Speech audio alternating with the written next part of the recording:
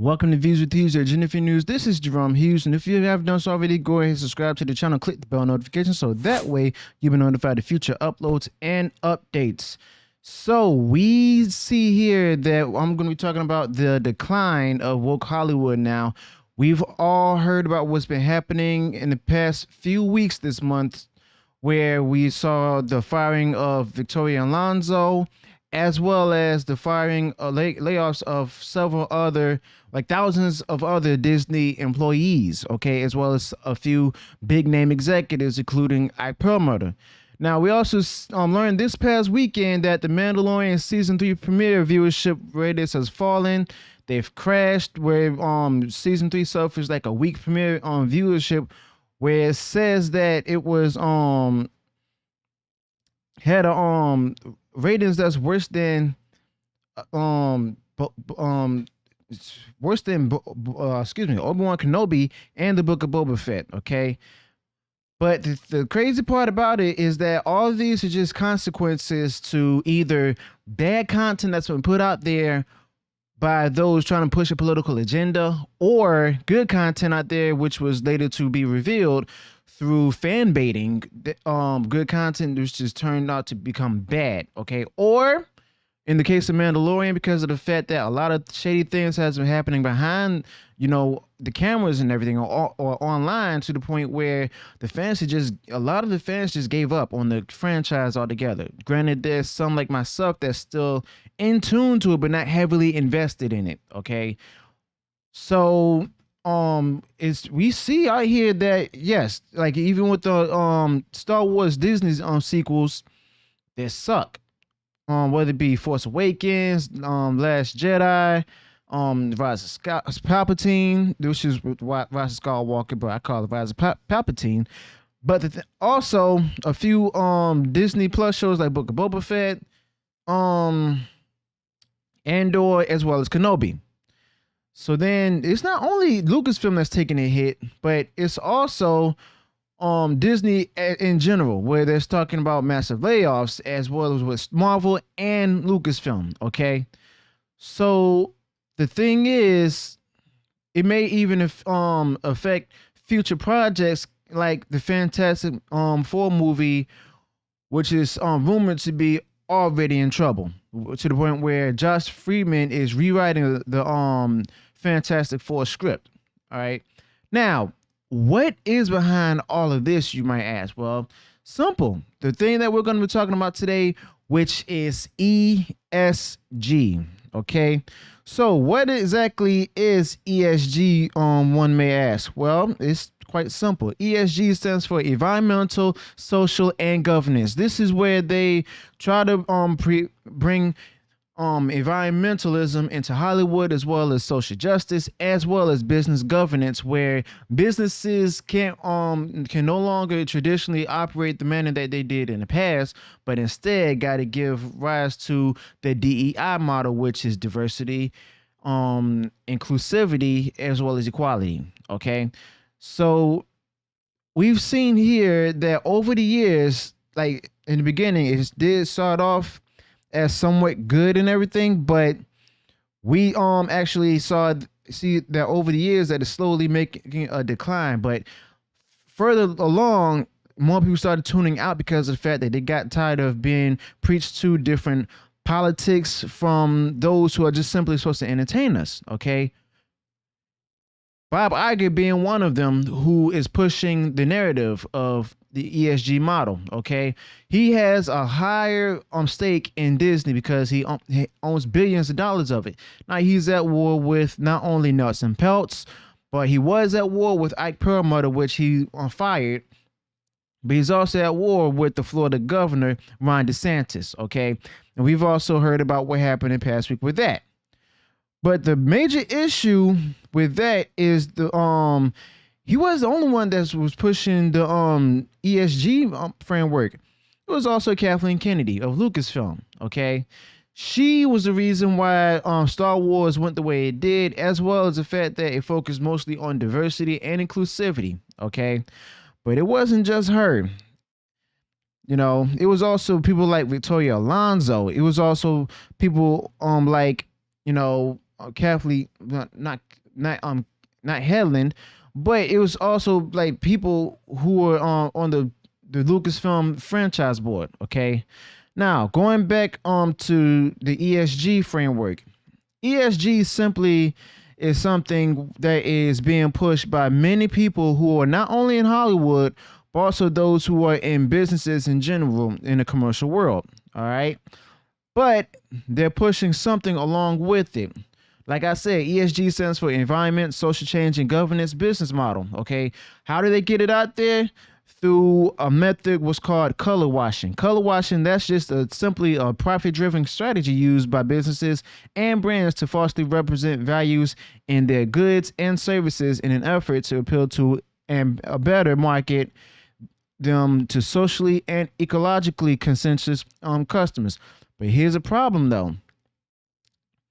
When they put that out there, they don't really mean it. And I'll explain more about that later on. So these companies claim to use social justice, environmentally sustainability, equality, and diversity, but in reality, they're simply sugarcoating the status quo in order to win over different consumers as well as big money investors who want to support ESG principles. So in other words, they're just simply putting out there the things, they're basically putting out their lie.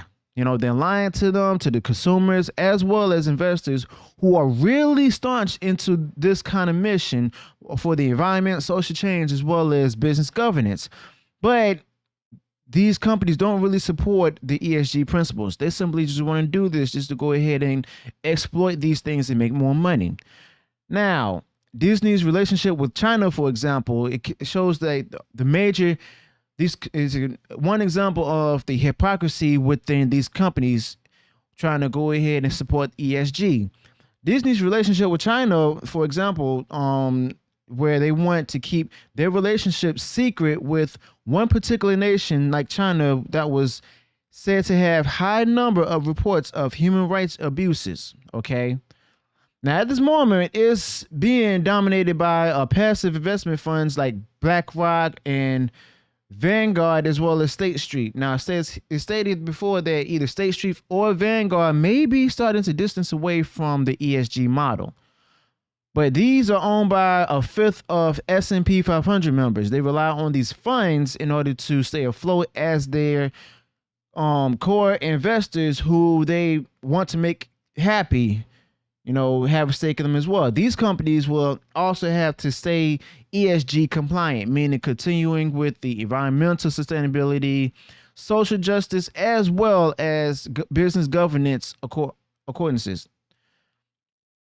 So not only be ESG compliant, but it also be as active in social positions in order to get their investments, which they're using with Disney owned content. Okay. So basically, this is all coming down to the fact that we have those who want to go ahead and promote equality, as well as social justice and environmental sustainability within the different films and the movies they put out there. What does require? The changing in the origin stories of the characters, the changes of the stories, as well as the races and or genders of the characters that they're based in the animated movie originals or even the comic books. Okay. But the thing is, the people who they're looking to reach out to and to win over, they don't want anything to do with this. Okay. So this is where Kathleen Kennedy had actually got it wrong. This is also where Bob Iger got it wrong as well, to believe simply with the fact that they can go ahead and do these initiatives just to go ahead and win over a particular audience. But the problem is those who are within that audience who they're trying to cater to with the ESG business model, they don't want to have anything to do with it because of the fact that, you know, they just simply want to be entertained. All right. They don't want any political bias from anywhere. That's why they don't watch on networks like CNN or, of course, even MSNBC and even Fox News. They simply want something to escape from. So, in other words, they're just like their straight male or female counterparts. Okay. But like I said, these are owned by a fifth of S&P 500 members. They also claim to be for it, but they're just using this method to stay afloat. But at the same time, they had to be ESG compliant, as well as be active in the social positions just to get their investments, which they're using with their Disney-owned content, for example. Now, this top-down enforcement is filled with hypocrisy to the point where ESG becomes a point on a checklist instead of a movement. Okay. In other words, they're looking to make all different checklist points with diversity, inclusivity, equality, environmental sustainability, so on and so forth, with the different Disney movies, Pixar movies, as well as Marvel content and the Lucasfilm content. They're no longer focused on the creativity aspect of it with the good storytelling. This is what drove fans away. You cannot choose to use this particular model that the fans, your core fans, don't relate to. Okay. Now, it's also a big on hypocrisy because of the fact that they not only follow the checklist instead of the movement itself, but the system lacks proper checks, verifications, as well as accountability. Now, remember, ESG principles are not cheap because in the beginning, companies show that there's many who are investing in it, but the profitability comes at a big loss because of the underperformance from the public not accepting the messaging in some industries, i.e. Marvel Studios, Lucasfilm, Pixar. This is why Strange Worlds flopped at the box office. This is why majority of the Marvel Phase 4 flopped in the box office. This was also why many Lucasfilm movies as well as shows on Disney Plus has flopped in the box office. So it's on manner of the fact that Kathleen Kennedy failed with it, as well as Kevin Feige, even Victoria Alonso. Okay. Bob Iger has a lot on his hands, but the thing is, he put himself into this mess. Because the simple fact that he wants to push the narrative of ESG into these contents that the people don't want.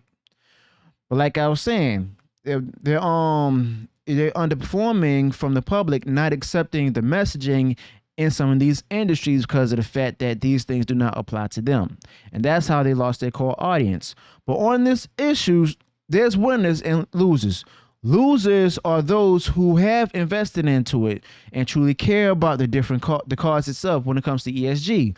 Now, when this gets twisted into a meaningless market phrase, ESG becomes that which is the opposite of what many believe will solve a problem or solve all of our current problems to this day. And instead, it just sugarcoats the problem itself, repackaging it and keeping it going, keep constantly pushing. There's misaligned incentives, and the industry itself is filled with hypocrisy. Now, they claim to care about the consumer, but in reality, they're exploiting them. And in the end, what started out as what they claim to be truth turns out to be the lost message. Now, as companies took to capitalize on the latest trend, and with all that being done instead and stuff, companies use this to capitalize it only to be the losers in the end. Now, will the real cost of ESG be in the countries or even places and people it destroys while doing nothing to save the planet it claims to care about? Now, the obvious truth is that the new ideas have become too risky for Hollywood. Movies no longer have the same cultural impact that they once did because they lost the ability to wow the audience. But in the age of CGI, showing theatergoers something they have never seen before is actually nearly impossible. So what are your thoughts about ESG? Let me know in the comments below. How do you feel about the whole model of ESG being pushed out there? Are you tired of it? Are you tired with forcing diversity upon us all? Or are you just tired of it, or to the point where they're not being genuine about it? Me, I love diversity, but the problem is you can't force diversity on people, as I've said in the previous videos. A lot of other people on YouTube, as well as off the video cameras have been saying it. And they've been showing it with the fact that they've cut in their subscriptions. They're not showing up to the movie theaters to see the movies that they're putting out there that has these messages in it. And the merchandising is down. No toys are being sold. The toys are still on the shelves. The shelves are full to the point where they're being moved off to discount stores where they're hopefully being able to be sold at a cheaper price. But let me know your thoughts about this in the comments below. Let me know what went wrong in the video with the corrections. And remember, this is a part 1. I will be back in the future with the part 2 videos as well as more to come. So if you enjoy what I shared in the video, go ahead and subscribe to the smash the like button, share far and wide across social media. If you enjoyed all the content I put out there, go ahead and subscribe to the channel. Click the bell notification so that way you'll be notified of future uploads and updates. Until then, peace.